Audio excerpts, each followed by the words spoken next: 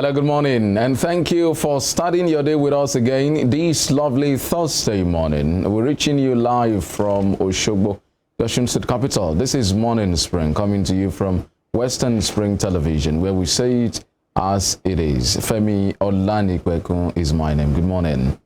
Well, thanks for joining us again this morning on the Morning Spring on Western Spring Television. I'm Temitope Ajijola Ola, and you know what we'll do for you is to bring you insightful reviews of the newspaper and a very interactive interview segment, and then the trends. But the trends have been on hold for this week now. And then thanks for joining us again. You know that you can always watch us live on our social media pages on Facebook, on Instagram, and on Twitter at Western Spring Television. You can connect us via YouTube at Western Spring Television, or you can watch us on Star Times, the DTT platform, channel 1IT, still Western Spring Television. Thanks again for joining us this morning. Well, it's good to have you. So after the judgment, the coast is now clear, and so we should begin to do some agenda setting for the administration. So perhaps that will be our focus on the program this morning, looking at what they new, not new now, because the government has been in power for some time, but it's just that all of the contestations, legal tussle, all of them have now been put aside because it's now been concluded. And so we now know that the Ademola Adeleke administration will spend 4 years, at least in the first instance. And so we should begin to say, what and what should the government do? What should be the priorities of the government? Short, medium, long-term priorities. What should they do to make the life of the Osun people better, to transform now is the time to remind them of the campaign promises, and to set them, into action. All of these things. It's very important to do so at this time. All right, very important. So let's take this short break, and when we return, we'll bring you the news dailies.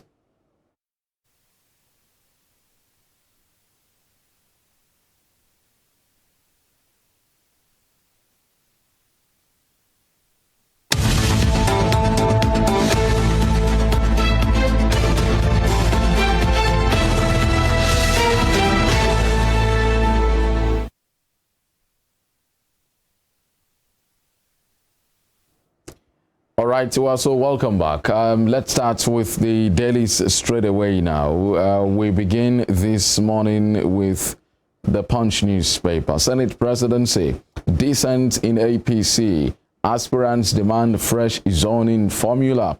APC, with these writers, APC zoning creating tension, cannot guarantee unity. That's from Izunazo.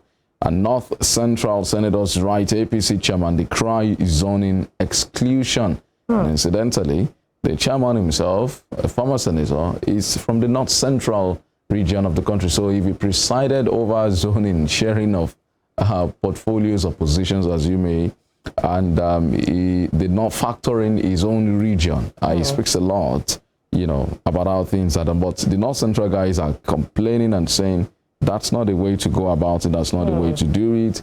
And also, I saw there was a news on our news bulletin yesterday about Governor of Ondo State, Rotimi Akeredolu, also criticizing that zoning arrangement, saying, how do you have the Northwest taking 2 of the 4 positions, and then you leave out a region like the North Central? He said, for their own loyalty, they've been made to lose out in all of these sharing issues. So, well, like we've been saying, the zoning, it's causing dissent now in the APC. I would just hope that it doesn't create a wider gulf in the the hierarchy of the APC, and that they can reach, a good consensus and have, a balance in the zoning. Well, so, we are waiting to see, like we said, I mean, this it's one thing for the leadership of the party, and indeed, there may be the president-elect to express interest in particular candidates and favor them or anoint them. It's another thing for members of the National Assembly to do their biddings. So it remains to be seen.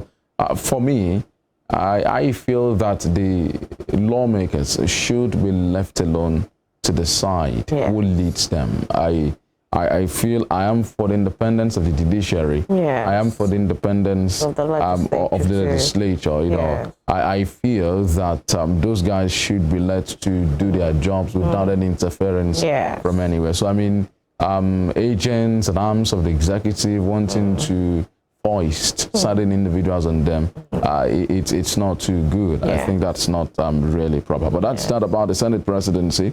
That's on one side, and then you also have the issue of the speakership of the House of Representatives. Well, so above the Punch newspaper, subsidy, Buhari seeks approval of $800 million palliative loan. Well, so the question or the confusion for me here is, I don't know if this is that old $800 million that was spoken about, the World Bank grant, or if it's a new one. Well, either way, taking this money at the twilight of the administration is quite disturbing. Yes. Yeah. I think that's the first point to note. The second point now would be, if this subsidy has been laid to rest for a while now, what happens to the money in the interim? So who will it be with? Where would it be? And would, if eventually the subsidy is not removed, what happens to the loan? Well, so from my reading of the situation, I feel that the subsidy will still be removed. You know, at least anytime before the third quarter of the year. You know, I have this much confidence again because of the fact that Dangote Refinery is finally coming on stream. That's true. And then if you also look at the conversation around we're suspending subsidy, an explanation sort of about the 360-degree or say 180-degree turn by the Minister of Finance. And after the National Economic Council held the meeting and made that statement, the Minister of Finance came back to make some clarifications that it's not like we are saying we are not removing subsidy again, or saying we should just slow down a bit. So it gives an indication that after all, the may still. But I feel that the loan perhaps should be handled by the new administration. And this is coming after Buhari also sought the approval and was granted, unfortunately, of another 22 trillion naira from the National Assembly. That was just about 2 or 3 weeks ago. So here we are again. And just beside that story, above the nameplate, trouble looms over rising debt. The budget office wants. So this is just what he's saying. You know, you're racking up debts, front, left, center, back, everywhere. You know, it's going to affect our financial ability already. For every 100 naira that Nigeria makes, we spend about 93 naira servicing debts, not paying back the debts. So we have some 7 naira left, you know, to pay salaries, do infrastructural projects. So when you're racking up loans like these also, then perhaps the Nigerian state could be declared bankrupt, God forbid. But I mean, so when you do not have enough revenue to service your debt, and mind you, servicing debt is different from paying it back. So if you make 100 naira every day and then 97 naira goes to servicing debt, how do you sustain your family? Okay. It means that there's not even any to, you know, keep aside for, you know, future payment. You're not saving. Of the debt. You're not saving. You're not saving. You're not saving for development. You're not saving to clear the debt. You're not saving for new, innovations. It's really, you know, dicey. All right. Well, so this other story is about corruption. Ex-power minister arrested over alleged 22 billion naira fraud. Salim Ahmed, one of the few ministers that the president sacked. The president is not known for really sacking officials like that. Salim Ahmed was sacked. I think as a Minister of Agriculture was also sacked. But here we are. EFCC has now picked up this man, former Minister of Power, Salim Ahmed, is from Taraba State, and he was said to have conspired with some other officials, you know, over some of the power project. But that's that. Above the nameplate of the Punch. Below, they pay power 4 men on trial for killing Kwazin. That's shameful and sad. Lagos arraigns Eze Ndigo for terrorism. You know, as we say in local parlance, that man jam-talked. Before and during the election, was the one that was saying that was going to was boasting that I had invited IPOB to come into Lagos. Yes. You remember the video that trended at that time. I'm sure he must be regretting his actions now. Yes, so yes. There's some things that you do not do.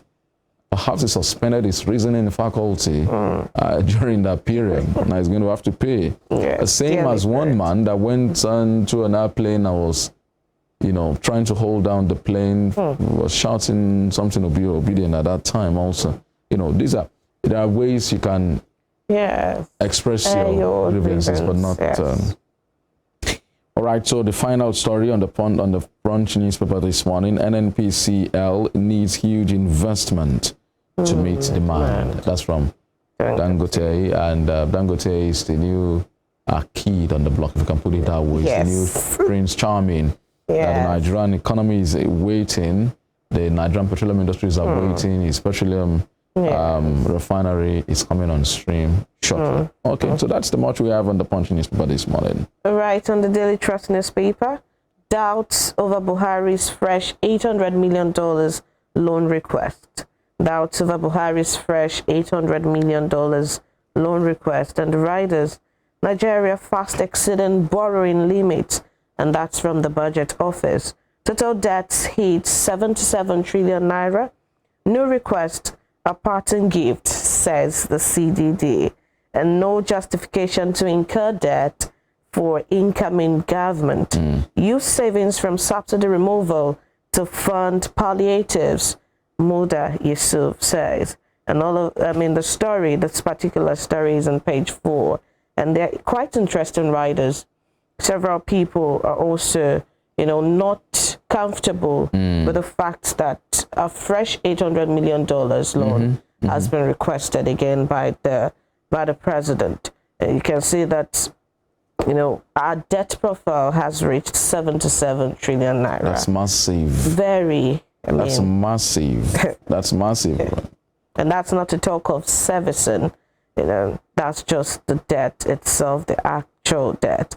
And no justification to incur debt for incoming government. And that's what you said. That's probably it should be, kept aside for the incoming government to make that decision and to seek loan if need will be. And then Muda Yusuf is saying that savings from subsidy removal should be used to fund palliatives. And I think, that's quite reasonable, only that people will be agitated before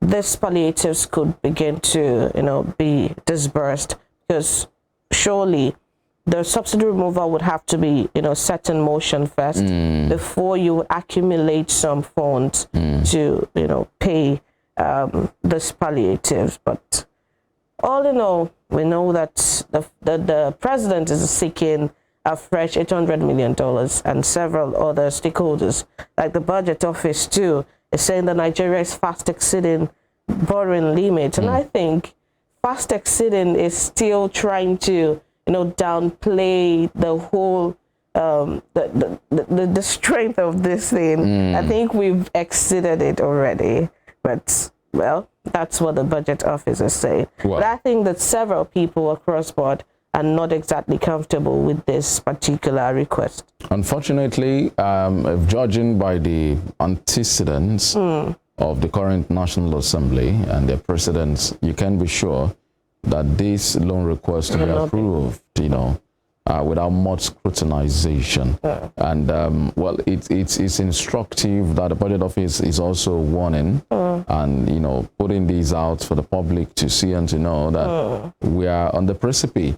And anything can happen. And that's why the CDD is saying that this is sort of a parting gift. How do you describe it? So these new requests, because we just approved a previous request, so now we have another request here. And our debt portfolio now hitting 77 trillion naira. When Obasanjo was running around, all over the world, our debt portfolio was not in this region. So what we were trying to battle then was around 20-something billion US dollars that, you managed alongside Ngozi Okonjo-Iweala then. And, it got us a lot of respite. Yes. Here we are, we've racked up loans again. Yes. From what Obasanjo cleared to what Yar'Adua met and what Jonathan added to it, I think Buhari administration in 8 years has more than tripled what they met on ground, or doubled, I mean, just conservatively, doubled from, I mean, to where we are here. And when you rack up loans, it affects your capability to, you know, get products, especially when those loans are not properly utilized. Because I do not know how well we can justify, you know, the other loans that we've taken in time past. Yes. So when loans are taken to revitalize, you know, I don't know, moribund industries, there are questions as to how we dispense and use such loans. But perhaps we need to listen to the budget office such that we do not get ourselves into trouble and run this nation bankrupt. Yes. Yeah. And Muda Yusuf is the immediate past DG of the Lagos Chamber of Commerce and Industries, the LCCI.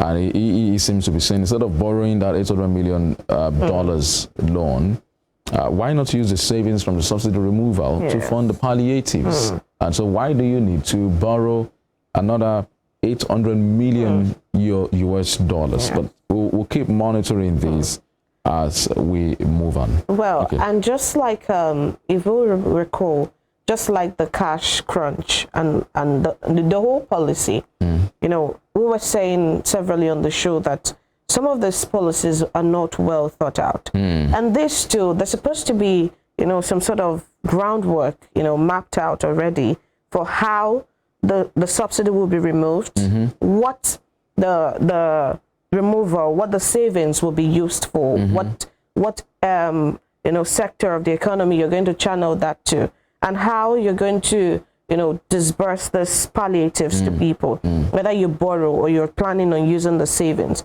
But there's nothing. You just know that subsidy will be removed and that it's currently on hold, but we know that subsidy will be removed eventually, but we do not know what, you know, the money would be used for. So all of this, we just know that the money keeps coming and, you know, it just goes away. We don't know how, you know, the leaders are, you know, spending the money and all of that. Well, it just casts a doubt on how well our leaders are thinking things. All right. Okay. I guess we just move on. I'm gonna wait for how this is managed. Let's know what the National Assembly is going to do concerning the request. But just below the nameplate, Tinubu left for Europe to reduce distraction. That's according to his spokesperson. And NBC lacks power to impose fines on broadcast stations, says court. That's on page 14 of the Daily Trust newspaper. EFCC arrests Buhari's ex-power minister over 22 billion naira fraud. And we can see how or where some monies are disappearing. You know, the fraud, 22 billion naira is a lot.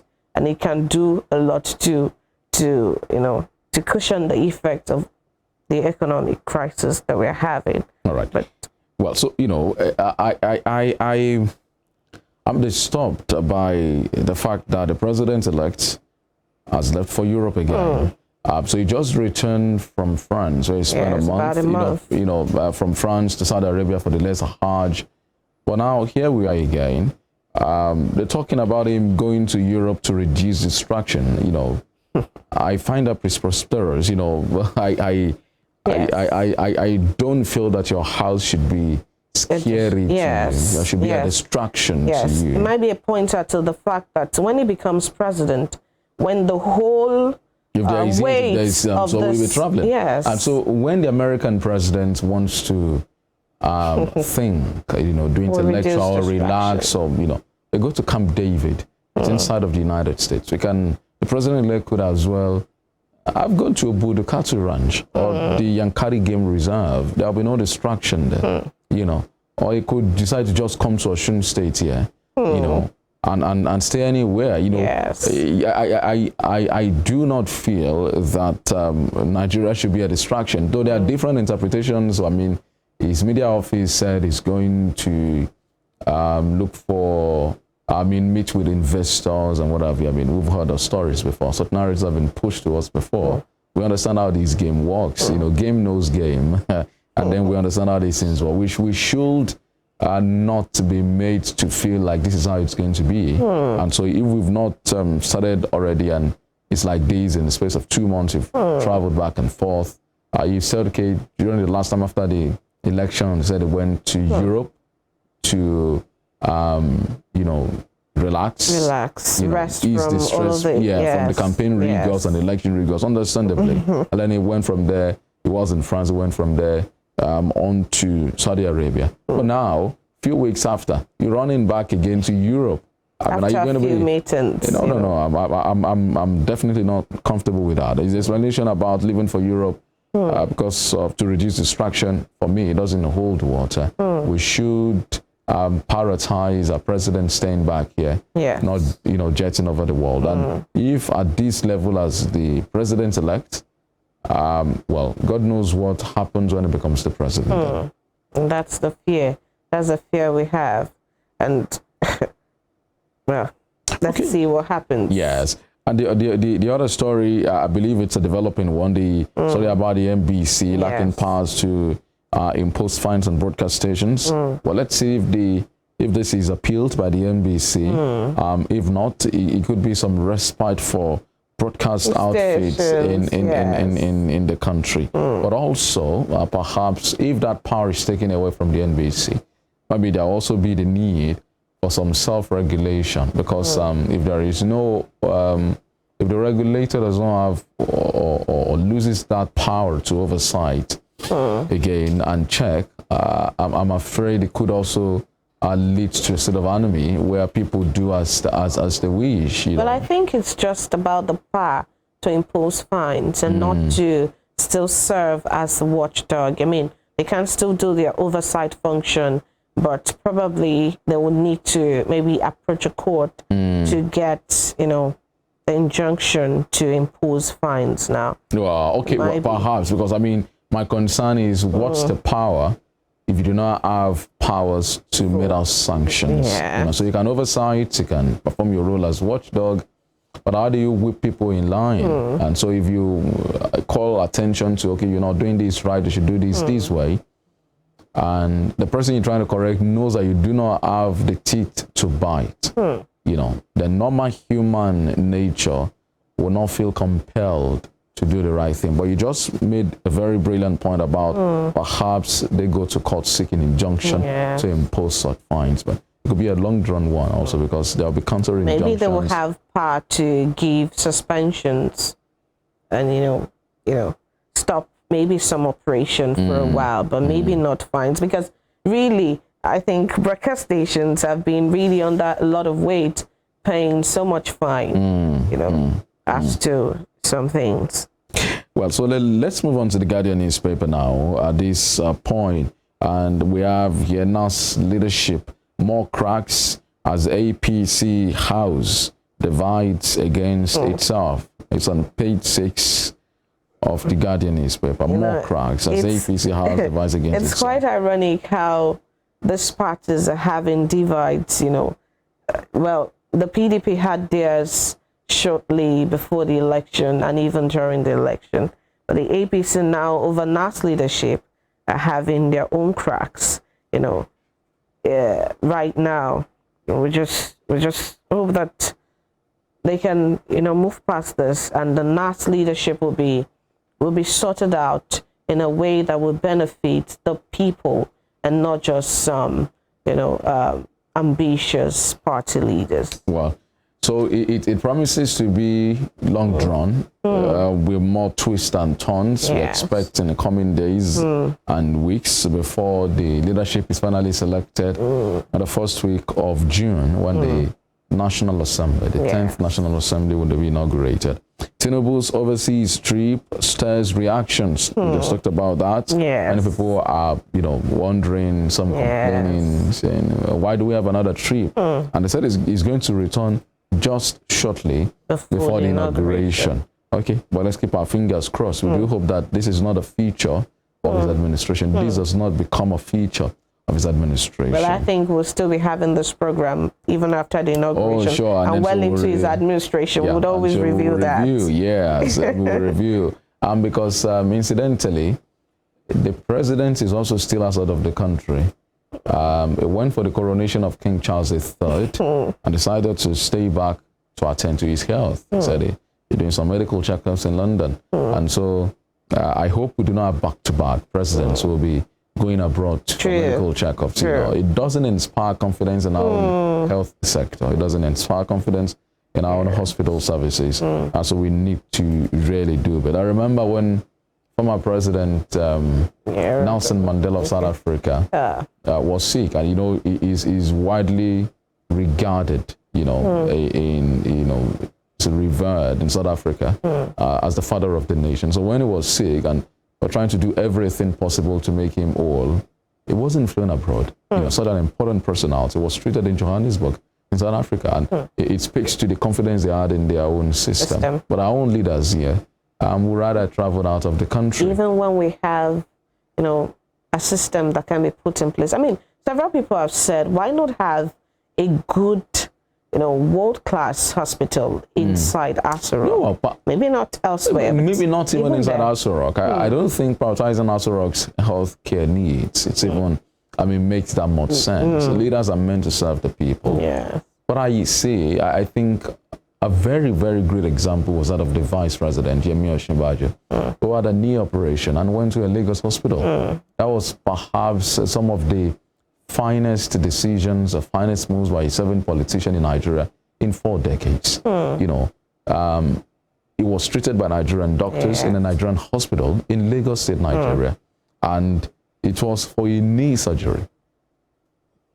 There was no better advert. There was no better show of confidence. There was no better, way of saying, I believe in you. I'm putting my life at risk for you because I believe in you, you can do it. Our other leaders, even councillors, rather travel out of the country to go and attend, even if they have the opportunity of going treat malaria outside of the country. And it's ludicrous. It's quite silly. And so we do hope that this trip is not about health. And if it's not about health, I do not see the sense after returning just 1 month going back. But we'll keep tabs on some of these developments, and then we'll know how it moves on. Buhari seeks Senate approval to spend $800 million palliative loan. The way the Guardian counties, put this is interesting, that he's seeking approval to spend. Is he going to be the one to spend it? I just want to, because he has less than a month to go.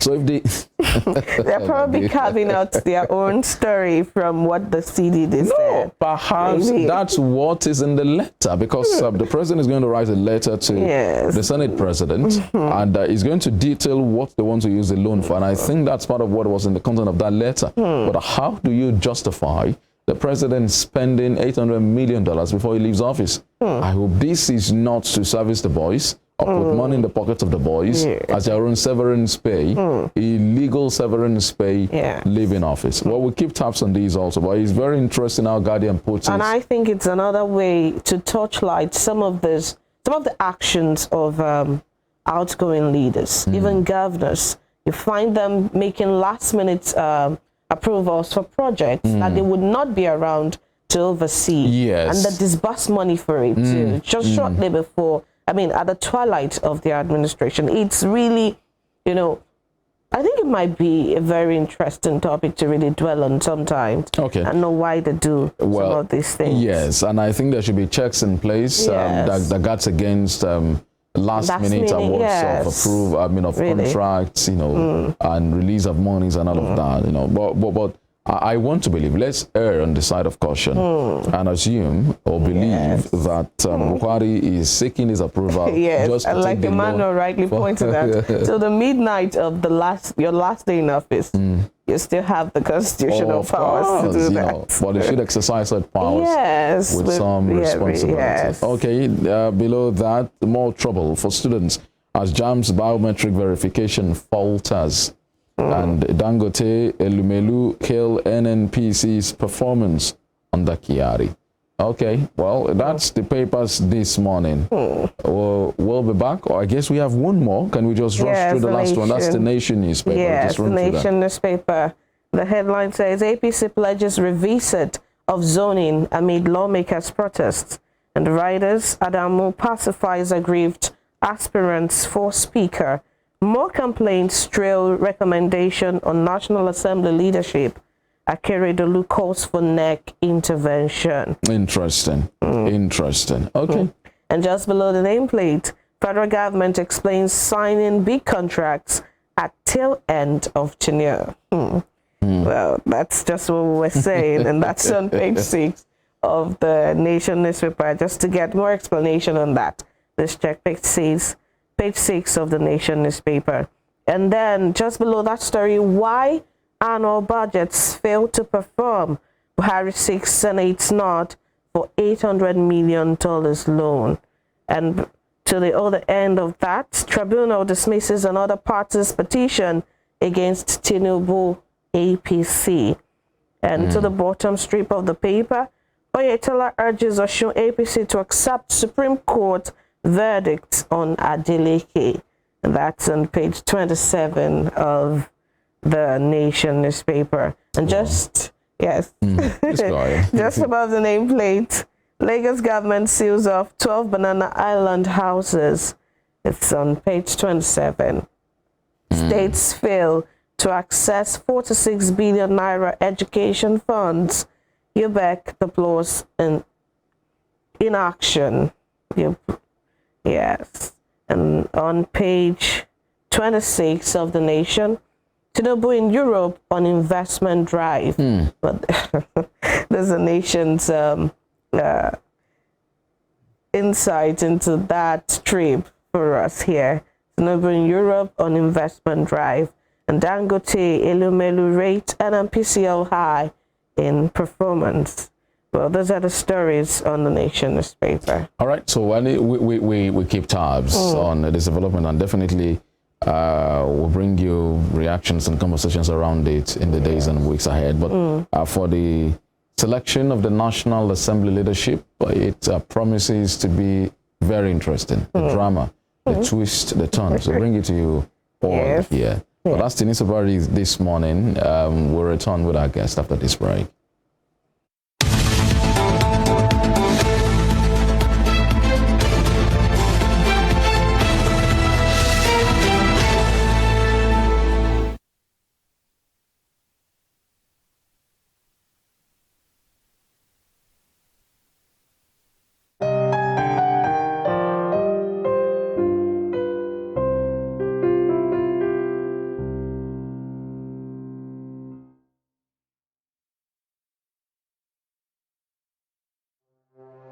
Arrested, affected, sound, found. What do we see? What do we say? Flowing from a spring. A fact A to Z. Check and confirm. Ever is pounding current events. Traveling down from the business gist to the globally arising happenings, to the sports news, to the bittersweet infos. Guided transmission, even diffusion, vast and fast. Detailed facts are fled. Within seconds, nuggets of words that flew across borders are fired. Stories short and long, wrapped in bundles of words, broken and dissected as it is, except misheard. This is the news as it is.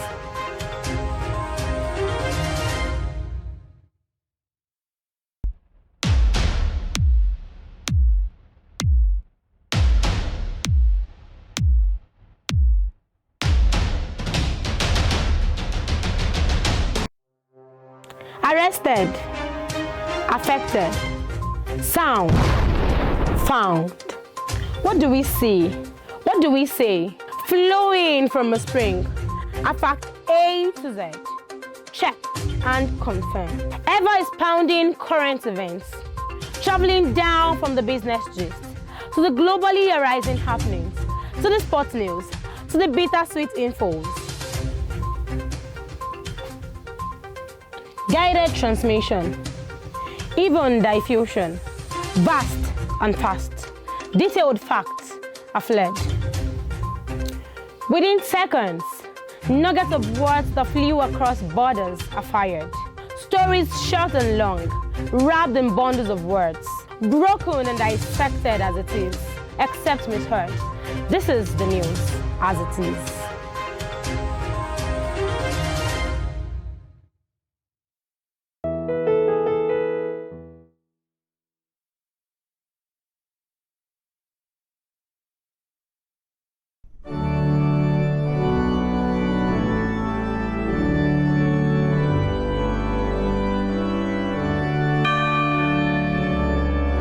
Here are 5 amazing fun facts I bet you never knew about Christianity. Number 1, there are over 2.4 billion Christians worldwide.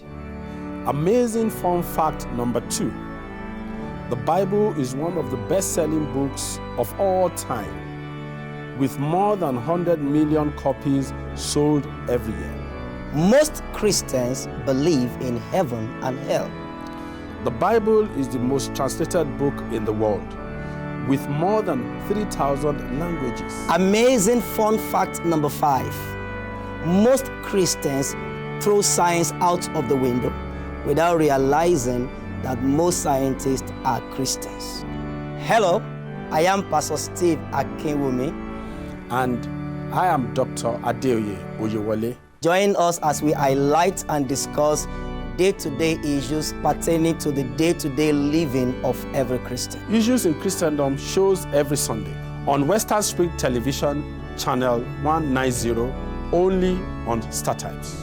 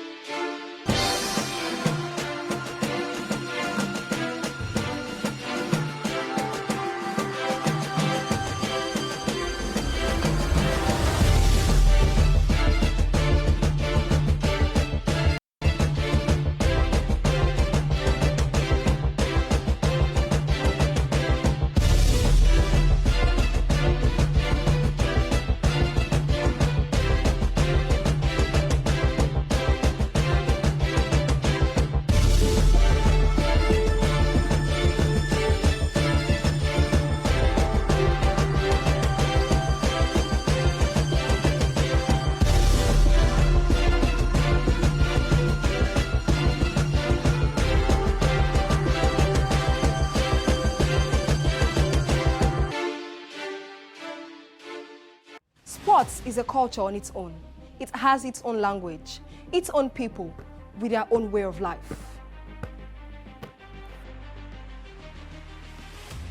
The world of sports is never void of actions, stories, dramas, and scandals.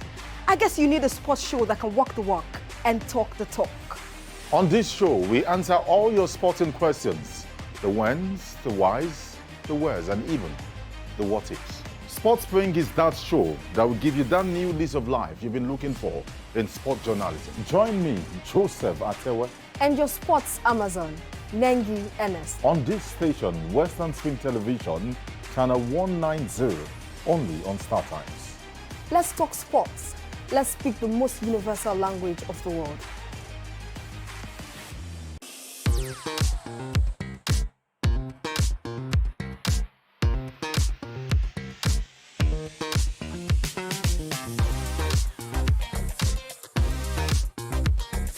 Turn it up! It's the Wild Wild West, and Western Spring Television is pulling out all the stops to make sure that you don't miss out on every of the fun and happenings around you. Yup, we've got you covered because your girl got all the juiciest tidbits and entertainment news from around the world. Cross over to the chocolatey side of entertainment. Join me, Chocolate Cassie, on Eccentric as we take you into every bit of the juiciest news, fashion, music, movie updates, and other trending conversations. Together on this show, we'll get personal with your favorite celebrities via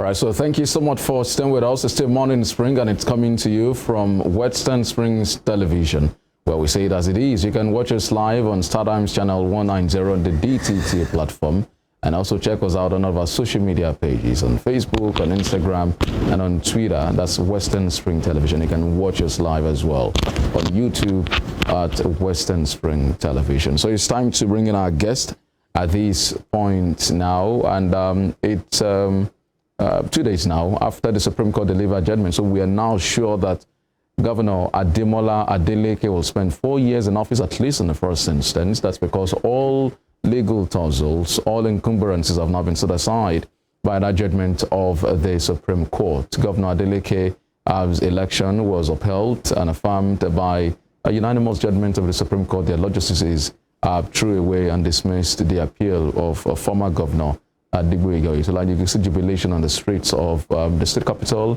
and indeed some other parts of the state. But they believe now is the time to settle down and get down to business. And so what should the new government, not too new anymore, but because of circumstances surrounding the election and the challenges to the validity of that election, people believe that now, well, the gloss should be off, but the honeymoon period perhaps is beginning to wane off.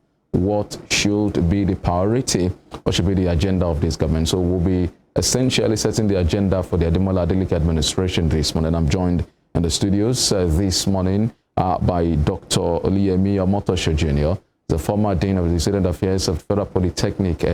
He was an aide to the Chief Economic Advisor in the Office of the President during the former President Goodluck Jonathan administration. Thank you so much for joining us on Morning Spring this morning. Thank you very much. Good morning, Nigerians. Thank you. And architect Goke Omigbodun is a school administrator and architect. He is a policy analyst. He is also the SDP gubernatorial candidate at the last governorship election here in Osun State. Thank you so much for joining us on Frank Talk this on Morning Spring this morning. It does happen. Thank you for joining us. That was not exactly very frank of you. So good morning, Femi. Good morning, everybody. It's always my pleasure to attend to issues that have to do with good governance, especially in Osun State. Thank you. Good to have you. Well, so let's get started. It's some 48 hours after that judgment, and the coast is finally clear. And let me start with Architect Omigbodun. So now that the coast is clear, what should we be expecting, or what should be the next line of action? I mean, so the government has started, governance has been going on, but of course we have no cabinet yet, and now there are concerns as to which way the pendulum was going to swing before now. But now that the coast is clear, how should the Ademola Adeleke administration proceed? Well, since this is my first public opportunity of saying anything after that event, and another event which is not quite one that makes one happy, that's the death of my good friend and brother, Soji Adagmodo. So let me commiserate with his various families and publics, friends, associates, the PDP, where he was Southwest chairman, his immediate family and all that. And I also want to heartily congratulate the Governor Ademola Adeleke on his eventual victory at the Supreme Court.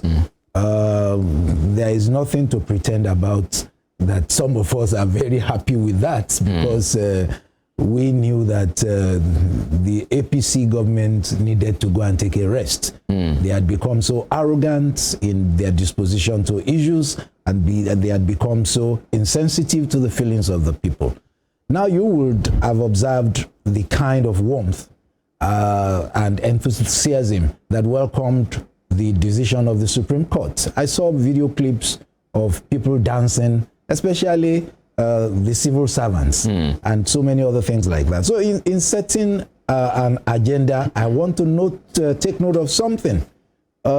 He's governor already, but we need to also recognize that certain things, perhaps which didn't seem too quite right to some of us before, let him quickly do something about them, and that's part of the setting the agenda. I don't know, I may be completely wrong, but in all of the duration of our contest for the governorship, I didn't see anything like a manifesto from the PDP or from Senator Ademola Adeleke. They could have something like that. I never saw it. And I was on the lookout because what I was interested in is to see what would each of us want to do so that in case anybody eventually actually became, because of course, I also wanted to become governor, so I wanted to know what would you do if you became, and therefore, what is it that I could learn from you? So, if that be the case, if they have a manifesto, they should go and dust it up, bring it out, let the people see it. It should be commonplace.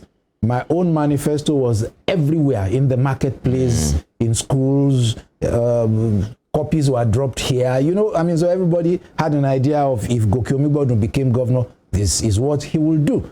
But I'm not exactly sure that there is something like that for them. But now that they are in real governance, they should have had enough data on issues.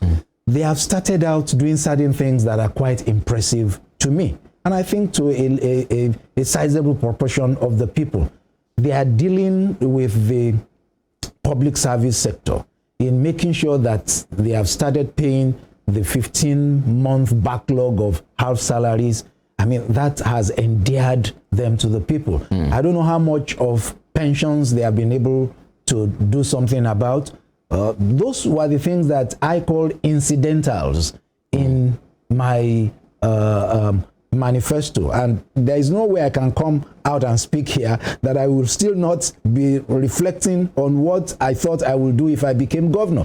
So those ones he should do more of. Make sure that all this backlog, I mean, because we all knew that at that time what was happening was APC government was just distributing the money. I've said it several times, and none of them has dared to challenge me because they know when I say things, I have my facts. They were giving their chairman of wards some 10,000, some 15,000 every month for doing nothing other than being cheerleaders. I mean, I think those are things that this present government must now watch against, because there must be proper planning to be sure that we can go ahead. There should be a digital base for whatever we are doing. Listen, you don't have to be president of Nigeria to know the number of people that are in your state. In fact, we have enough of cross fertilization of biometrics that we've taken at different levels now, that a state government should be able to have a proper census of, and you know, when I say census, how many men, how many women, how many are into architecture, how many into media, and I mean, because we have the NIN is there, immigration is there, driver's license, all of those things. So when you now have a digital base, then the next thing, because I'm trying to make everything so quick, I said there should be electricity for all. It is doable, and thank God the law has now permitted it. So if we have electricity, there is no reason why government should want to provide jobs for everybody. You have a number of public servants already. I've said it's nice the way he's already dealing with them. Perhaps what he should look into is those landmines that the previous government put on his path by taking in some people. I don't know how they have resolved that. I think I still had some of them pleading that they should be allowed to stay on.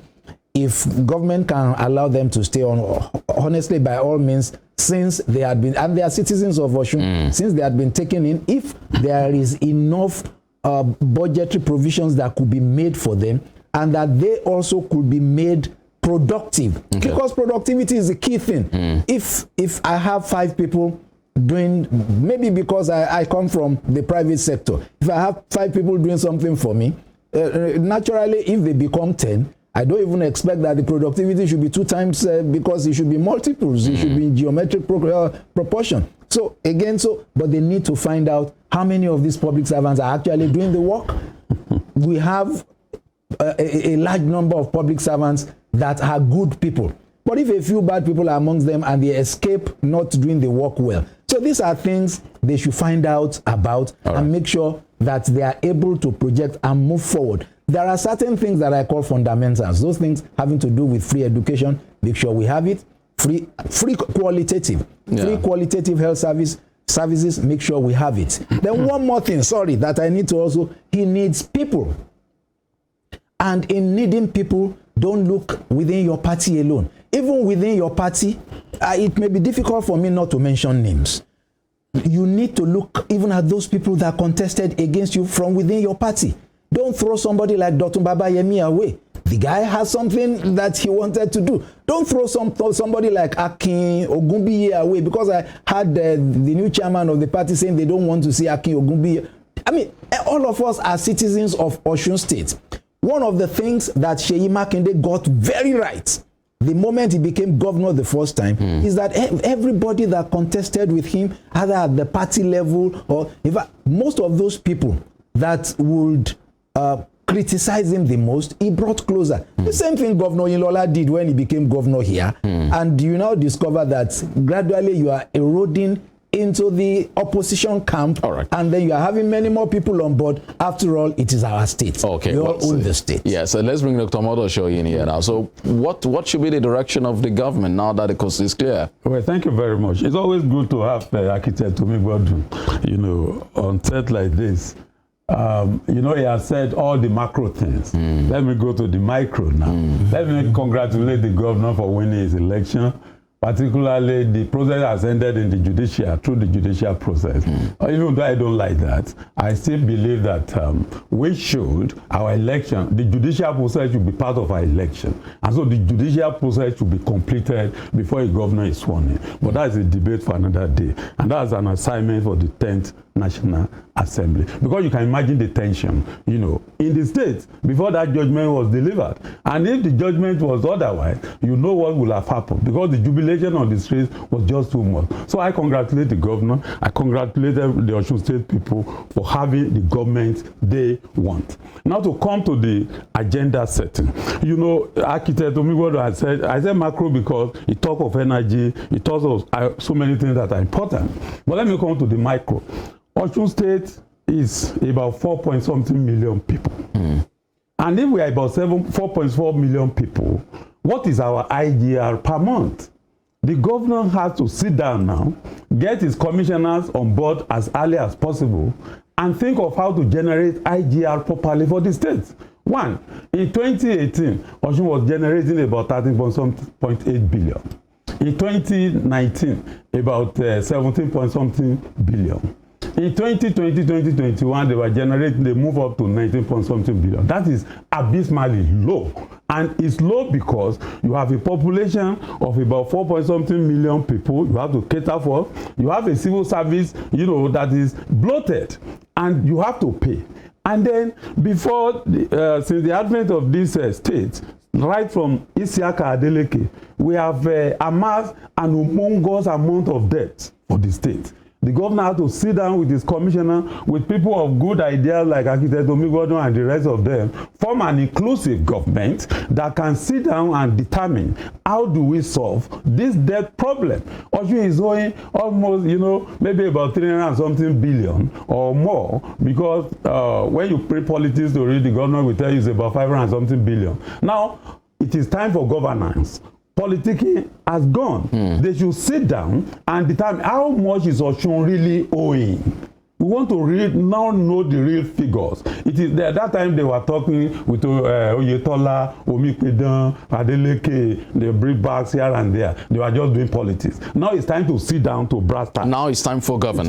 Politics is gone. And determine how much are we really owing. And when we know how much we are owing, what is our IGR? Do we have the capacity to service the debt? Is our revenue capacity enough? That is that. Two, there is this general belief that Osun is a civil service state. No. Osun is an agrarian state, a complete agrarian state. It is a misnomer when we say we are civil service because civil servants are many. No, we are a big major agrarian state in this country. The land mass is about 8,360-something kilometer square, and then we have a population density of about 520.5 kilometer square. So, which means we are densely populated, and we have a group of people who are intelligent, hardworking, and ready to work. And the land is available. And because the land is available, we should cultivate the land and generate a lot of money through IGR. That is one. Two, the commissioners and the governor have to sit down and, like I said, he has to form an inclusive government and think of the tax revenue of the state, because you cannot beef up, for instance now, Lagos is generating about 753 billion naira IGR per month, followed by FCT, which is about 131 billion IGR per month. Rivers is generating about 123. Here, we are happy celebrating 19 point something billion per month. That is just not enough. You know, but the circumstances is the same. I know, the circumstances are not the same. Yeah. And that is why we should look at the peculiarities of our state and see how we can increase our IGR through tax, personal income tax, grant tax, property tax, and all other taxes you can think of. You look at the state. Architect Omigbodo just mentioned we must have a digital economy.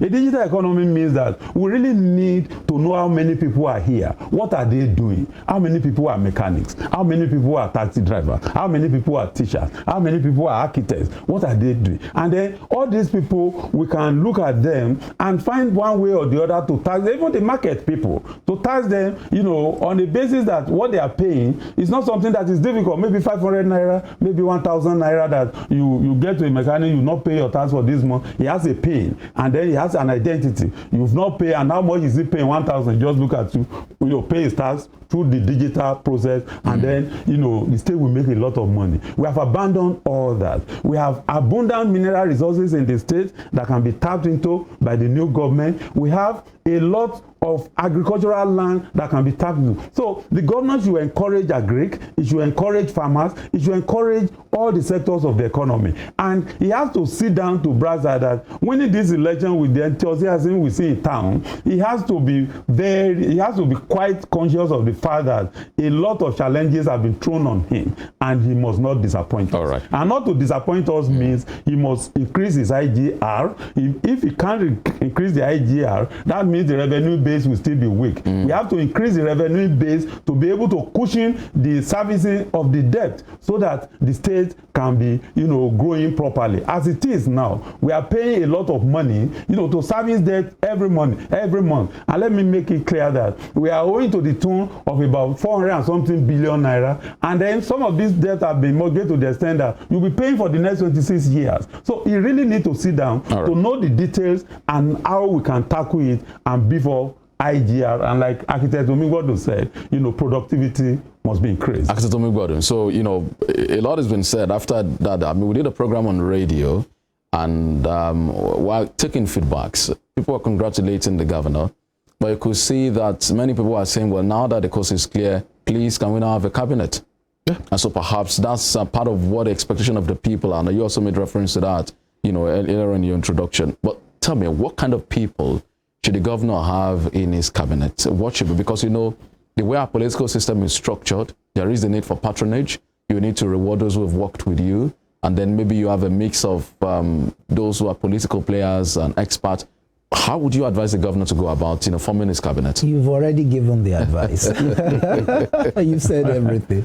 And honestly, people just, I don't have any personal relationship with Olusegun Obasanjo. But in all of history that I can think about, that man knows how to constitute a cabinet. He got the very best of brains. Some of those people were not exactly his friends. Some of them were just to him interesting persons. He didn't know them from Adam. Not even not knowing them, they didn't fully cooperate with him. Somebody like Nasiru El-Rufai, and Obasanjo still retained him, as a chairman of the FCT, and he had somebody like the Emir of Kano, Lamido Sanusi. He doesn't like to be referred to as former emir, so he's still emir of Kano. No, but we have a substantive. Yes, we have substantive. It's just that I don't know the position of his own. For the emir of Kano, we had Okonjo Iweala, we had Eze Kwesili, we had Akinwumi Ade. These were not necessarily politicians. We had Soludo, Charles yes, Soludo. And then there were these architects. I mean, I've forgotten some of their names now. They were the best brains that he could have access to. So So there were certain other tasks that you could have the political patronage about. But there are certain other tasks that you need to just put the best brains to do them. You know, and after all, listen, which person does not qualify to also be assessed as having settled some political patronage? Because everybody will come from one community, from one religion, from one godfather, whether you like it or not. So why don't you just look for those best brains amongst all the lot that an Osun has amongst the very best brains that you can think of anywhere in the world? I mean, we are free now from Oyo State, but the truth of the matter is, when old Oyo State was old Oyo State, virtually the entire cabinet will be from Osun State. Not that anybody purposed it to be that way, but because those brains are there. The brains are still there. So he should let there be little thoughts about, oh, he supported me or he didn't support me. Even look for the best brains within the APC. Bring them on board. Look at people who have a track record of passion for sustainable development. These are the issues that we should be interested in. Yes, there will be all those jobs for the boys too, you know, just the political patronage. But, I mean, we are not in that era now that you will have people occupying particular positions. Listen, when Dr. Omotosho was speaking just now, he was reeling out statistics. He knows his figures. So what are we talking about? You must have people who, you want somebody in education, it should be somebody who knows about education very, very well. You want somebody in different fields, those people must know about those things very well. Lest I forget, you asked me about constitution of the cabinet, but there's something I wanted to say about setting the agenda, because that is crucial to me. Do you know that oil palm sells more in the international market at a higher price than crude oil? No. We should have an oil palm revolution. You should have a commissioner for agriculture who understands something about the oil palm revolution. This country, what's the name now, that is now doing so well with oil palm? Malaysia took its seedlings from Nigeria, you know, and there's this Ebonyi state, I think, in southeast Nigeria, that is said to be the hub of oil palm in West Africa now. Why can't Osun be the oil? We used to generate a lot of, and you can revenue from oil palm. So have a commissioner for agriculture that understands this very well. And it's not just about the cabinet. You have higher institutions. We have suffered a lot of setback in our educational system. Have cerebral people that will be chairmen of boards of corporations and of governing boards of higher institutions, people that can work independent of you and allow them to work. I mean, don't be too nosy into what delegates, but delegate and give people targets. Within 6 months, you do not perform, kick the person out. Let him be bearing the same surname with you, or his father was the one that got you 1 million votes from. It's going to affect you adversely if you don't kick such people out. So if need be, if you need to change your cabinet after 1 or 2 years, if they do not meet targets, and once people know that I have to meet particular targets, otherwise I am out, then they'll be on their feet and they'll be running. Because everybody too will also want to showcase the stuff that he is made of. So these are things that I believe that he should look into, and not about, oh, this person had been my friend from the United States, so let me now bring him back home. What should be the size of the cabinet, for instance? I believe that the cabinet should not be huge. I don't know. I think right now we have about 15 or so commissioners. I don't know. We can still, perhaps, so as not to collapse the ministries. I'm not going to ask you to collapse ministries right now. Don't have any more than the numbers that we had we have before. special advisors also, special assistants. I mean, as Dr. Ogunyemi would say, ministers for, minister on, minister on that, minister. Well, it's unfortunate that that's the way we run our things in Nigeria, and especially since, sorry, for the federal government, for instance, whether you like it or not, you must have minimum of about 40 people in your cabinet. Of 36. I mean, 1%. 40. Okay. Because the president himself is there, the vice president is there, the secretary to the government of the federation is there, and then they have brought in a chief of staff now. Okay, so that's minimum of 40 in a federal cabinet. Right. Meanwhile, the cabinet of the United States of America, with like 10 times your physical size and about 2 times your population, is just about 25 people. They've never been more than 28. The highest number of people that constituted any cabinet in the United States of America is 28. From the president to the last person. So everybody. So what are you doing with 40-something, 50-something people in your cabinet? And that is if you don't add special advisors. So I think we should have a very small government. And not only should we have, there are many things I want to say, but like this little time. All right. Not only should we have a small government, there are certain things, all these pension for governor, for deputy governor, and the impossible things. He should get his cabinet to get rid of all these things. Let's get to really making life comfortable for the real people of the state, and not because somebody served for 4 years and then all of the resources of Osun State should go into such people's pockets. Dr. Omotosho, so I'd like you to also weigh in on the cabinet issue. I just want to say that we need an inclusive government. Yeah. But I've told you that the IGR is so important. Now, if you look at the civil service, you have to pay salaries. And then the cost of governance is so much. And I've told you here that we have moved from politics to governance. If you have moved to governance, the cost of governance must be managed properly.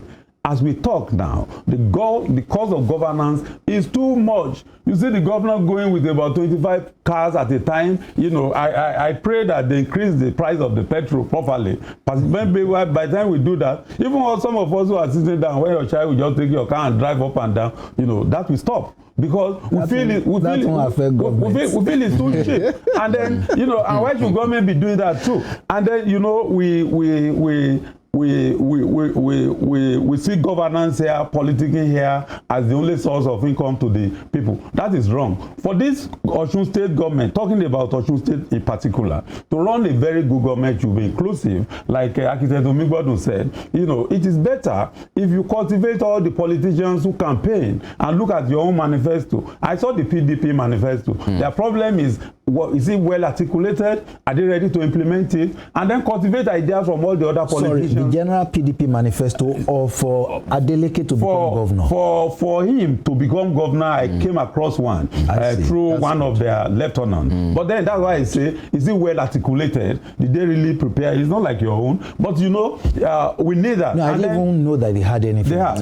They have. And then they need to beef up. I look at all the tertiary institutions in the state. There are very many, and then you have to pay, and then you must have money to do all that. So you need an inclusive government. People who can think and think properly for the progress of the state. And then you don't need to run a government for the sake of satisfying political boys. And then if that is what you want to do, of course, you will have all the paraphernalia by your politicians and the rest of them, but you are not going to perform. But for this state to perform, for this governor to perform, to move forward, you need very intelligent people to join you to move the state forward. And then you have to take your programs from health to agriculture, to education, you know, to all other areas that are important to you, so that you can deliver dividends of democracy. But I must confess to you that the governor should know that he has a great task in his hand. Because one, you know, there is a lot of debt to pay. And those we are owing are not going to forgive us quickly. They will be reminding us every month. So how do you actually get a cabinet that will actually sit down and within a short period beef up the IGR, the revenue generation of the state, to the extent that you'll be comfortable, you know, to service your debt properly, at the same time, you know, meet all the requirements of governance. But one thing that is affecting Nigeria generally and all the states it is the cost of governance. You know, a lot of money is being wasted on ephemeral things, you know, that are not necessary. That should be looked at and then checked. I want to give an example. When Akande was governor here, this is rumor, but I think somebody confirmed it to me.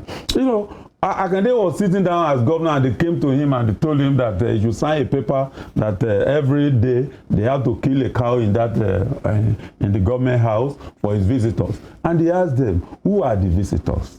How many visitors do I have a day? I have to kill 2 or 3 cows every day. At the same time, you will cook and everybody is coming, and he cancelled it. And I equally remember that Akande one day was going to the office. You know, there was one petrol station in that Okefia. I think I jeep that time.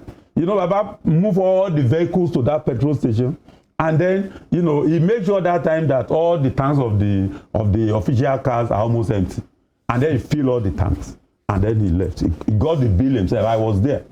The old man who was managing the petrol station is dead now. He got the bill himself and entered his car, and we all say His Excellency entered his car. And I learned later when he got to his office, what did he do with the paper? When they brought their bill, it was times 100 of what they used to fill the car.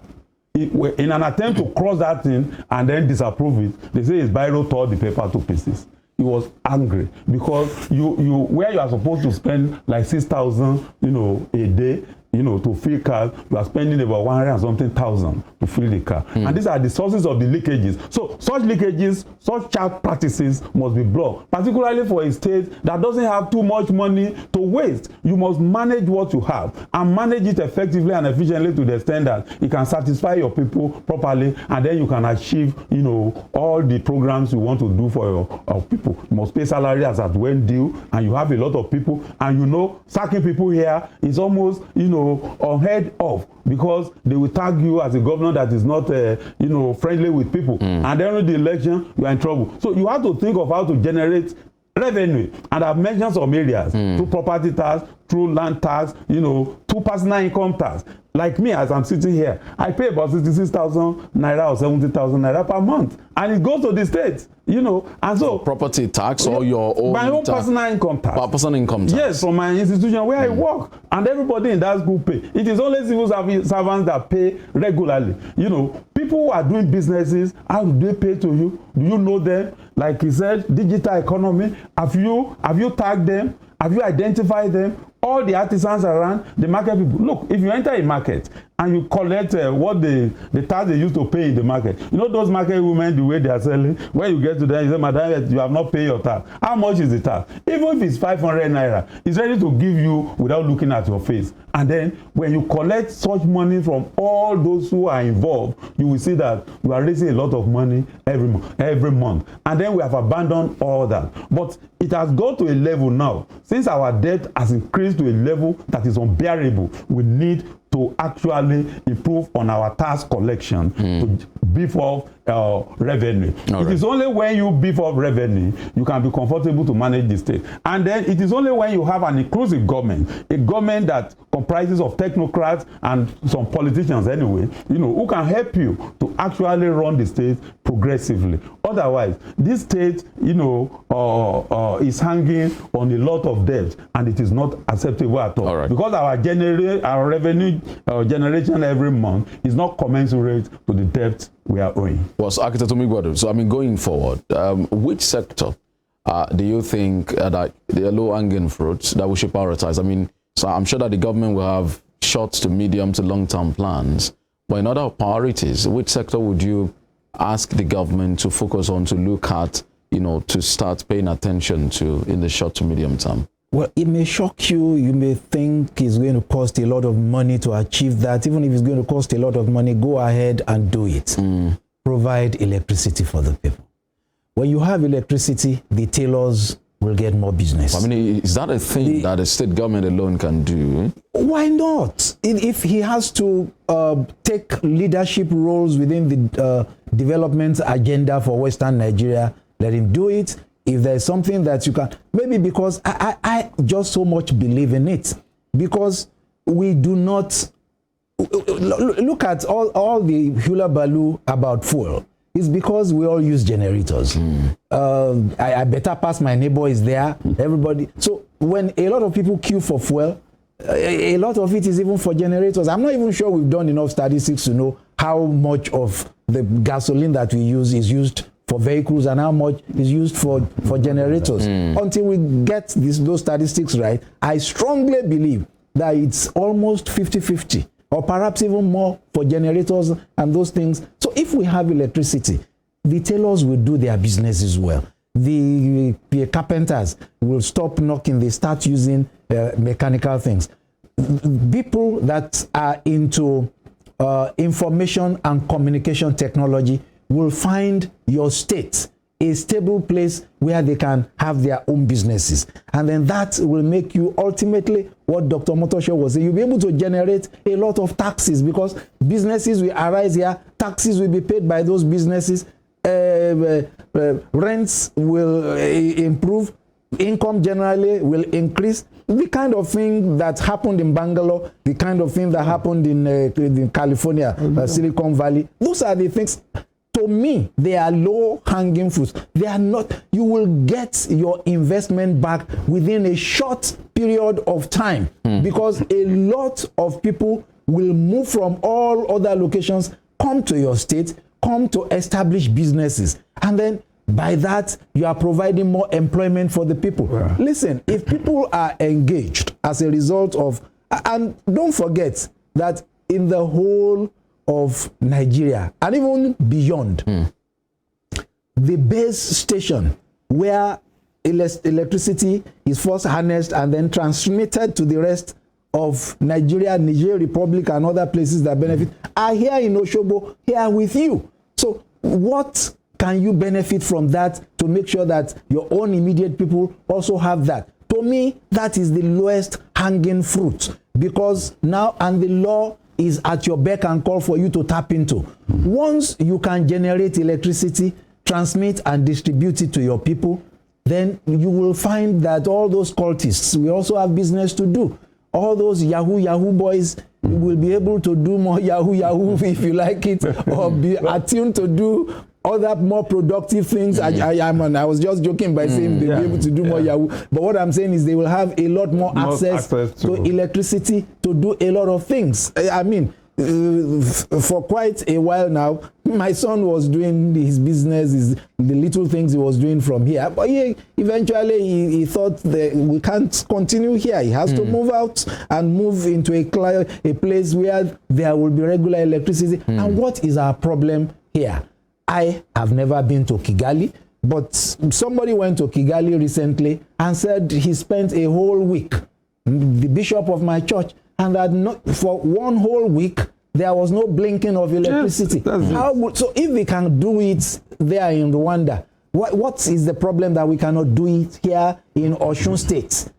And then the rest of Nigeria will begin to learn from us. Okay. And once you create that hub in Osun, you will be shocked how in moving everything here, you start some form of competition, healthy competition, the kind that happened in the days of Awolowo. I think it's because right now, all of us are just looking up to the federal government for this and for that. But the moment we begin to take those steps from within the state, another low-hanging fruit, which I've also been speaking about, oil palm revolution can be achieved within a period of 7 years. Because you plant this year, you start harvesting in 5 years. And after 5 years, you continue harvesting maybe for another 30 years. And then you're already putting up another nursery. And, and because this sells a lot more than crude oil, you make your money back. So it is not government that will do this business, but provide the enabling environment. So your citizens will be highly engaged. You are doing away with cultism, you are doing away with all forms of crimes, then you are generating a lot of tax that Dr. Motosho has been speaking of. Because what we have right now is they just look at you. Okay? Because I've had to fight them in the tax office. They just look at you. Femi Olanipekun, we always hear his name. So they just splash an impossible tax on you. And then there are 1 million other people that are not paying tax. So it becomes easier if a lot of people will pay the tax. And once they can see the way the money is being spent, they will happily pay it. Yes. That is the truth. Yes. Yes. All right. So, I mean, in your own opinion also, I mean, which sectors? You know, I want to particularly key into the energy sector. You know, as ambitious as architect. And incidentally, I mean, the governor's other brother has to power generation Yes, plants. I know that. But, you know, So that's why it's even more low-hanging for them. You know, but does it work that way? You know, the energy is on the exclusive legislative list. It was. And because it's on the exclusive legislative list, You know, with the recent amendment I'm now, coming. The amendment is coming. It's not implemented properly yet. No, it's been signed into I know law. it's signed. It but is then now law. I just feel that the governor should key into it, and not other governors.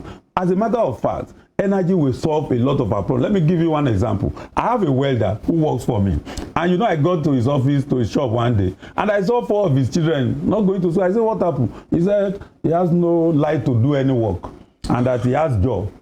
You know, 4 of us combined, we contributed money and bought him a generator. And the following week when I got there, those children were back to school. If you don't have energy to work, you can't make any money.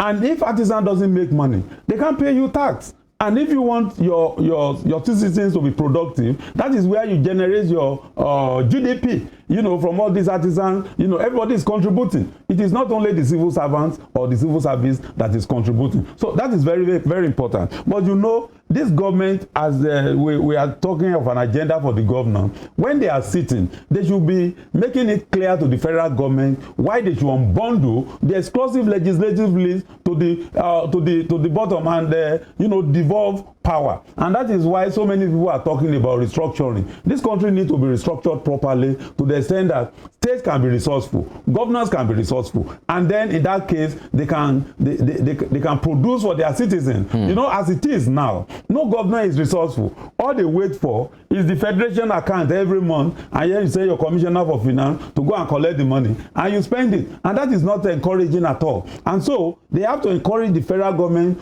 to devolve power to the, you know, to the local government, to the states. The way the Buhari, what he did this last bit of his administration is impressive to me, because he signed that bill of electricity and some other things that are in the exclusive legislative list, and they removed them possibly to the concurrent list. That is very, very edifying. But the governors, as they meet, and I'm challenging our governor here, anytime they are meeting, they should be telling the federal government to unbundle that exclusive legislative list so that the states can be resourceful. There is no way you can force the governor to be thinking when he knows he can get 4 billion, 6 billion, 7 billion from the federal government every month for doing nothing. And that money is coming from petrol. And the petrol now, we are having problems. This is a product we have, and we don't determine the price. And so anytime there is volatility, the state is in trouble. Like this Osun state now. If there is no federal allocation for 2 months, the government will crumble, because where would they pay? When you generate 19 billion naira per month, can that pay all your debts, all your services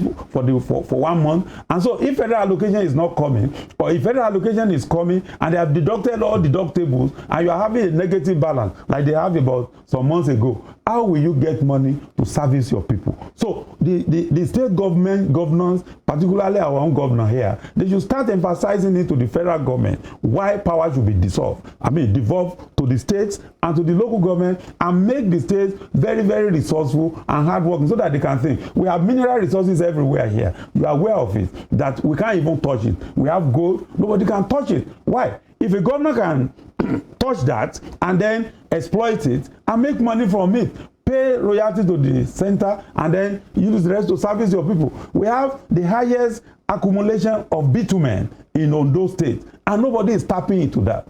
And we have other mineral resources. And I tell you here today that there is no local government in this country that doesn't have any mineral resource. The fear of the unknown is what is preventing them from tapping into them, thinking that if they don't get money from crude oil, they are not going to survive. No. States and local government can survive if they have the power to actually do the exploration of the mineral resources in their states with proper agreement with the federal government of paying royalty where need be. And why banditry is thriving now, particularly in Zamfara, is because of gold that is abundant there. They will shoot their guns in some villages. After shooting, the villagers will run away. And the bandits will settle down in the village and start doing the exploration. They are equally doing the same thing in some places in Ilesha, where they are doing illegal exploration of our gold. So the governor should sit with the president, and I'm happy we have a president that is a full-fledged politician now, whom I feel knows what he's doing, and then he should sit down and look at this state properly and see how we can restructure properly. It is when we restructure properly that states can develop properly and do what we call peer review mechanism. For God's sake, we can give Delta State some of our gold if they need it, or some of our agricultural products, and they can bring here crude oil for us, and we can set up our own modular refineries here just to produce PMS and petrochemical products for citizens of Osun State. And so, with such peer review mechanism, states will be growing properly. And I think that was what Architect Ogunbowale was saying when he was talking about Awolowo, Azikiwe, and then Sardauna. They were doing peer review mechanism. Awolowo brought free education. Azikiwe felt, look, let me copy it. And they did. Sardauna Ikole look into it. And then you see what he's doing in agriculture, they tap into it. That is because the state were autonomous to a reasonable extent that the premier at that time can take some decisions without recourse to the federal government. Okay. I think we should get to that era, and it is only this governor that can galvanize and propel that to the federal government, their own commander-in-chief, without looking at party politics. When the commander-in-chief is sitting, talk about Nigeria, talk about governance, see how this country can move forward, and forget your party politicking. So it's about 5.5 months now since the governor came into office, and by the end of the year, I'm sure there will be an analysis of the performance of the government. Yeah. What would you like to see, by the end of this year, or by the time the governor clocks 1 year in office, it will be November 27, and by the end of the year, that will be December 2023. What are those things that you consider should be irreducible minimum that should have been put in place that you would judge this government on? Well, it should have a well-settled government, okay. A better settled public service, and then we now should begin to lay point fingers at infrastructures. Like I said, electricity is just one of the infrastructures, so that it doesn't seem like I'm talking about electricity alone. What are the other infrastructures that should be in place? Rural roads, integration of all those things. Certain things should be in place, and then there should be a foundation for a more prospective economy, domestic economy of Osun State. I mean, we should have some of these things in place already. If we don't have them in place, we should have them well known by the people. For instance, if not for the fact that Dr. Motosho is talking about they are having a particular manifesto for Governor Ademola Adeleke. I know of the PDP General Manifesto. I never saw any. So, but now I've been told something like that exists. We are all citizens of Osun State. You are our governor now. All of us should be very well sensitized on these things and what you think you want to go forward with. Let me give you an example. Aside of issues of manifesto, when Bisi Akande became governor, we had what we called a fresh start. I still remember that name very well. And there was none of us that was part of the Bisi Akande government that did not know what was expected of him. All I needed to do as the chairman of the Property Development Corporation then was to look at what did he want to achieve with the Property Development Corporation. I hardly went to see him to say, if I went to see him at all, it was for political discussions and other general things. But I mean, to the glory of God, he's alive today. He always commended me that I understood my role. I was not the one that drew the vision. It was a Bisi Akande administration vision. I keyed into it because I knew what the chairman of the Property Development Corporation. And everybody knew what was to be done. I was late it was in the second term of Oyinlola administration that I joined them, so I don't know what they had or didn't have. But I was a little close to Rauf Aregbesola before he became governor. I mean, he himself will admit it, that I was one of the first people that he knew in Osun State, and we did a few things together, and I know eventually he had what he called the Green Book, with which he also approached administration. I think a carryover of that was perhaps what Gboyega Oyetola, I don't know whether I had anything. So what am I saying in essence? What is the policy thrust of the Ademola Adeleke administration?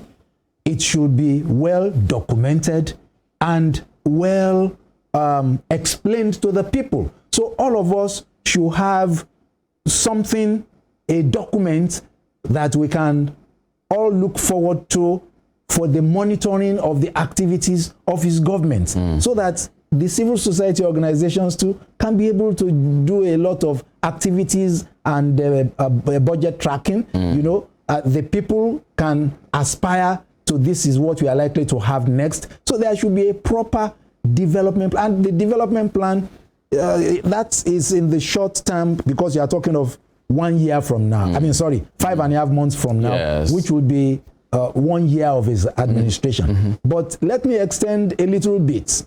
Beyond that 1 year, and if it is still possible, even within this 1 year, we should have a proper vision into the future. I was reading something just now before I came into this place about the UAE. And Dubai is just even one of the Emirates of this. I think 7 Emirates they have there. Dubai is just one of the 7 Emirates. And I mean, I think Abu Dhabi is another or whatever, you know. But all of these places came alive only in 1971. 1971, I was already very well settled in primary school and looking forward to going to secondary school. And look at what has happened in that place. Look, let me tell you the truth. The first time I ever visited Dubai was probably about 8-10 years ago. And, you know, people were encouraging me to go there, and I was wondering what's there. When I got there, I opened my mouth. And you know something? Each time you go back to the UAE now, you see something different. They have moved forward. But here we are. Nothing has moved forward essentially here. The Cocoa House was built before I was born. And it is still the tallest structure in Western Nigeria outside of Lagos today. So and that even Cocoa House is not even being well maintained. You know, and so what is it that we want to talk about? For me, as an architect, I feel ashamed because there is nothing called architecture in Western Nigeria. That is the truth of the matter, because all we still build, well, that is not as if there is nothing called architecture, but we still have the rudimentary residential architecture. That's all we have. When the rest of the world has moved forward, because they are. So I want to see a situation, and I always remind people that that Cocoa House was not built by Obafemi Awolowo. The University of Ife was not built by Obafemi Awolowo. They were built by Ladoke Akintola. We are just being unfair on Ladoke Akintola. All Obafemi Awolowo did was that he provided the background funding, information, programming plan. And a Ladoke Akintola came and tapped into it and achieved everything. So that university called Obafemi Awolowo University today was not built by Obafemi Awolowo. It was built by Ladoke Akintola. The Cocoa House was started in 1961. Obafemi Awolowo was no more the premier. And I think it was commissioned eventually maybe 1962 or 1963. Awolowo was nowhere to be found in Western Nigeria then as premier. So, but because there was a plan on ground, a succeeding premier could tap into it, and that is what they are doing at the UAE right now. That's why I mentioned the example of the UAE. Right. They have a minister that is already looking into what will happen 50 years from now. They have a minister that is looking into what will happen 100 years from now. And that minister cannot be alive 100 years from now. All right, we need to go now. So just in concluding, so what will be the minimum benchmark for you also by the time we celebrate 1 year for this administration? Yeah, I expect, like based on my initial argument, I expect him to have beefed up the revenue generation reasonably well, not too much, at least for this first 1 year.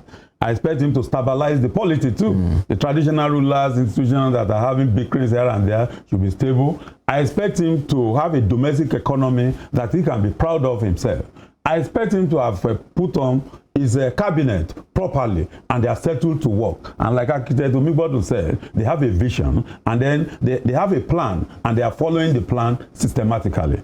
I expect him to have cultivated, you know, all the other articulate his programs and his manifestos and start implementing them systematically. And then I expect him to look at the, you know, sharp practices within the state economy and then, you know, curb them. The cost of governance should reduce. We expect to see that properly. I was reading about one president of Iran, Ahmadinejad, you know, who after becoming president, he started teaching in the school, and you know, he doesn't live a flamboyant life, and he was entering a bus from his house to the other place. And I learned when that guy was the president of Iran, he didn't tolerate expensive lifestyle at all, and then he reduced the cost of governance. It was because cost of governance is reduced in Kigali. That was why Kigali is what it is today. We can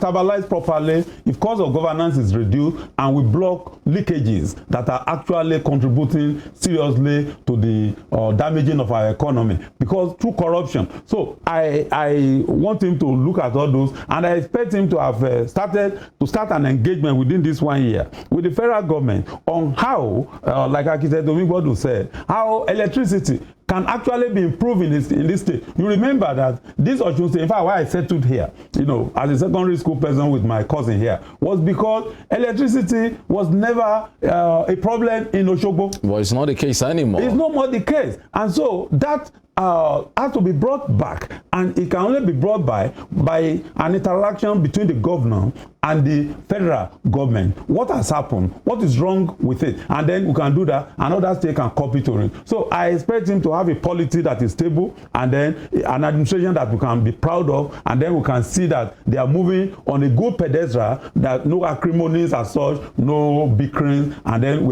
and you know, when the people observe that you are governing well, then they will continue to support you. Once the people, because these people, this Osun State, you remember this last election, we are the only state who behave like proper electorates. And what do I mean by that? You know, a government is not good, we remove the government. And that is a signal that if your own government doesn't perform too, we are ready to remove you. We'll give you the red card. The federal government, we didn't do that. As bad as the APC government in the federal level was, we didn't give them the red card. But Osun demonstrated that. And it means that if the present administration doesn't perform well, the red card is waiting. And I pray it will perform and listen to the people, and then galvanize the state, improve the economy, and stabilize the politics. I'd like to thank you, gentlemen, for being a part of the program this morning on Western Spring Television. Architect Goke Omigbodu, who is a school administrator, is an architect, is a policy analyst, also a reverend gentleman, we should stress, and he was the governorship candidate of the SDP at the July 16 governorship election. We thank you for joining us this morning. My pleasure. Thank you so much. And Dr. Oluyemi Omotosho Jr. is former Dean Student Affairs at the Federal Polytechnic, the policy analyst, former aide in the office of the Chief Economic Advisor to the President during the Jonathan administration. Thank you so much for joining us this morning, sir. Thank you very much. Thank you. Well, that's the show this morning. I'll be back here tomorrow. Another edition of Morning Spring on Western Spring Television. Please do well to watch us on all of our social media platforms, on YouTube, on Instagram, on Facebook, and on Twitter is at Western Spring Television. And you can also catch us live on Star Times channel 190 on their DTT platform. Femi Olanipeku is my name. See you tomorrow. Bye-bye.